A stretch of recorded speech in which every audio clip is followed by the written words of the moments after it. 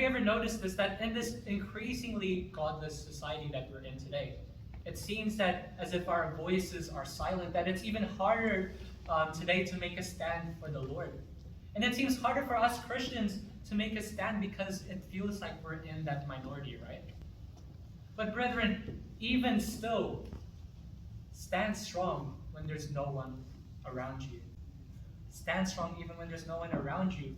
And I'm reminded of another instance that happened in our school. And it was a time when I had to make a stand. And not only me, but AJ as well can definitely remember this because we were in this together. And there was a time during our English class where we had to sit in and watch this TV show to write a paper on it for our test or something like that. And what happened was in the show, it showed this inappropriate scene of these. It promoted a whole lot of LGBTQ messages and stuff like that. And as I looked around, when I was watching that, it seemed as if our peers seemed as if it was okay for them. But me and AJ, we noticed that we knew that it was wrong, and so we had to make that stand.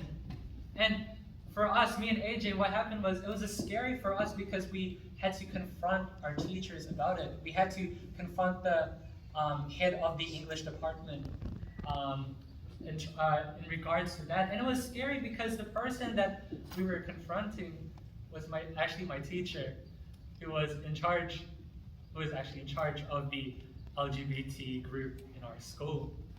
I had to confront her, and not only that, but our school was actually promoting all those types of things. So it was hard to stand at that time.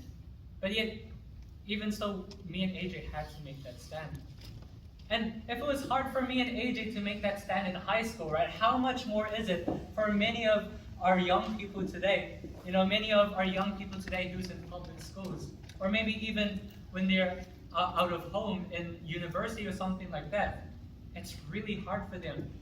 But even so, whether it be in our schools, whether it be in our work, we need to make that stand. We need to make that stand even if there's no one around us.